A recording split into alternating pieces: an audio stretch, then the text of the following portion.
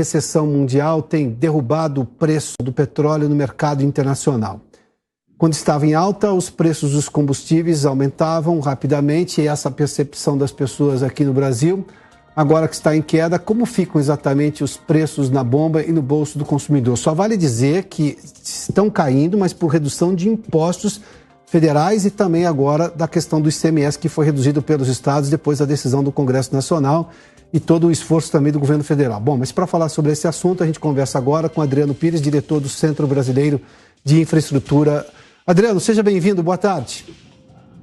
Boa tarde, Milton. É um prazer falar com você novamente. Adriano, o que podemos esperar do ponto de vista tanto do comportamento do preço do barril do petróleo no mercado internacional, se ele vai cair, e quando que isso, digamos, chega para a realidade do brasileiro, ou seja, da Petrobras repassar esse custo menor do petróleo? Olha, Milton, o que a gente está vendo realmente é que com essa expectativa de uma recessão mundial, né, o preço do petróleo começa a cair, né, já está caindo há umas 2 semanas. No mês de junho mesmo, a gente viu que as ações das grandes petroleiras no mercado internacional, na Bolsa de Nova York, caíram cerca de 15% também com essa tendência de recessão. Não é a primeira vez que a gente vê isso. Se a gente for lá relembrar o segundo choque do petróleo, o primeiro choque, 73, quando você quadruplicou o preço, e depois no segundo que você dobrou o preço, no início dos anos 80, o governo americano promoveu um grande aumento de juros, né? Porque naquela ocasião também a inflação tinha disparado. Então os juros foram para 20% e acabou que o preço do petróleo voltou a níveis do primeiro choque. Então parece que esse cenário pode se repetir agora. Então há uma tendência, já tem gente falando que pode ser que o petróleo no final do ano, início do ano que vem, chegue aí a 65, 70 dólares. Mas o fato é que essa semana ele reduziu abaixo de 100, agora voltou um pouco para cima de 100, e com isso a tal defasagem de preço do Brasil zerou, né? A gente já está até calculando hoje que o diesel e a própria gasolina já estão um pouco mais caros no Brasil do que no mercado internacional. A gasolina cerca aí de uns 2% a 3%, o diesel cerca de 4%.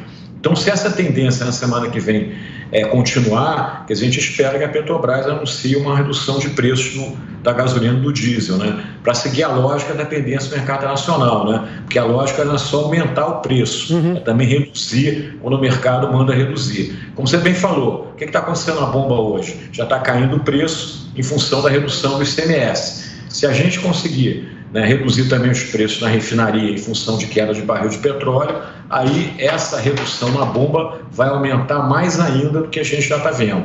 Uma coisa que só preocupa nesse cenário, Bioto, é que apesar do preço do barril estar caindo, o câmbio voltou a subir, né? O câmbio já está quase a 5,50. Então isso também anula um pouco a questão da redução do preço do barril. Mas enfim, estamos num cenário bem mais tranquilo e quem sabe a Petrobras nos próximos dias, né, possa anunciar uma redução de preço na gasolina e no diesel.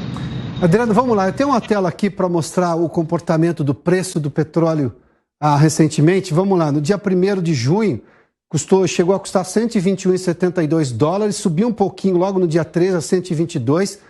Muito lá atrás, nós falamos de 130, 140, mas vamos lá. Depois começou a cair no dia 27 de junho, 115, 103. No dia 5 de julho já era de 102. Bateu nesse piso recente de 99,80, abaixo dos 100 dólares no dia 6, e no dia 7, ontem, subiu um pouquinho a 104 dólares. Esse comportamento você acha que realmente dá uma ideia de mais longevidade? Porque se eu tenho esse temor de recessão, e obviamente, por outro lado, também tem o cartel do petróleo que não vai querer perder dinheiro, ou seja, pode reduzir a produção. Mas qual é hoje a necessidade que o mundo tem de petróleo, ou seja, a demanda e a oferta, para saber se vai ter, digamos, alguma outra posição? A gente tem um cenário que é o seguinte, Bioto, o juro alto, por que o juro vai crescer? Porque a inflação está alta no mundo inteiro, os Estados Unidos estão com a inflação superior a 8%. Então, há toda uma série de analistas que falam que a gente vai ver o juro crescendo muito nos próximos meses. Juro crescendo vai o quê? Acelerar uma recessão econômica. Recessão econômica significa o quê? Queda na demanda de commodities. Dentre essas commodities, o petróleo. Isso é um cenário. O outro fator que a gente tem que analisar é que, diferentemente da época do segundo choque, a guerra continua. A guerra da Ucrânia com a Rússia. Então, você pode ainda ter alguma sanção por parte da Rússia de reduzir a produção de petróleo. Lembra que a Rússia é o segundo maior produtor de petróleo do mundo. Sim. Então, se a Rússia anuncia uma redução de 3, 4, 5 milhões de barris, mesmo o juros subindo, a queda pode não ser tão alta. O terceiro fator é o seguinte, é que a oferta de petróleo nos últimos anos cresceu pouco. Por quê? Porque as grandes petroleiras, nos últimos 5, 6, 7 anos, não investiram muito em exploração e produção de petróleo em função dos ambientalistas. Os ambientalistas demonizaram, na minha opinião, muito rápido demais o combustível fóssil e obrigaram as petroleiras a investir menos. Então, você tem um problema de oferta. Então, talvez... Os alemães que o digam, né, doutor Adriano? Os alemães que o digam que mudaram completamente a matriz energética e hoje tem problemas sérios, né?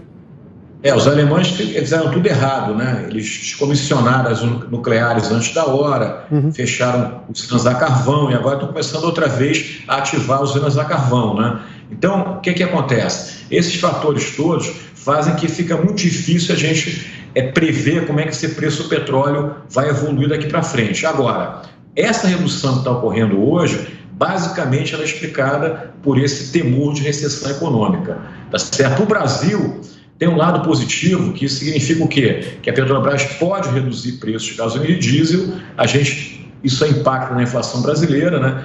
Agora, por outro lado também, como as outras commodities também tendem a reduzir preço, a gente pode iniciar o ano de 2023 com uma redução de receita para a economia brasileira, que é uma grande exportadora de commodities. Então, como tudo na vida tem um lado bom e um lado ruim, mas o fato é o seguinte, o cenário hoje me parece que é um cenário mais de redução do preço do barril. Só vai reverter isso se acontecer alguma coisa lá na guerra da Ucrânia e da Rússia. Eu aposto, né, Bioto, que a guerra da Rússia e da Ucrânia vai terminar no início do inverno no hemisfério norte. Por quê? Porque a Europa não aguenta passar o inverno todo com sanção de energia da Rússia. Entendeu? Então, inverno sem gás, com menos gás, pode levar, a situações socioeconômicas na Europa muito dramáticas. Então, eu acho que essa guerra, o fim dela está meio que datada, né, para o início do inverno no hemisfério norte. Foi o pedido, inclusive, do presidente ucraniano, para terminar antes do inverno. Doutor Adriano, rapidamente, só um último questionamento. Tem um preço de equilíbrio no valor do petróleo no mercado internacional? Eu sei que, claro, o custo na Arábia Saudita para prospectar petróleo é um, no Brasil é outro, nos Estados Unidos é diferente também, e também na Rússia. Mas tem-se um preço, de equilíbrio, quando a gente fala do tipo Brent, por exemplo, que a gente teve uma oscilação gigantesca, quase $140 de um lado, e agora a gente está vendo um barril do petróleo que baixou dos $100, está 104 nesse momento. Mas, enfim, tem um preço de equilíbrio que todo mundo ganha, ou seja, o vendedor de petróleo ganha e o consumidor não é punido com preço muito alto? A gente tem que entender que petróleo é um produto de muita volatilidade. Como toda commodity, funciona a lei da oferta e da demanda, mas no petróleo também funciona a questão geopolítica, como a guerra está mostrando.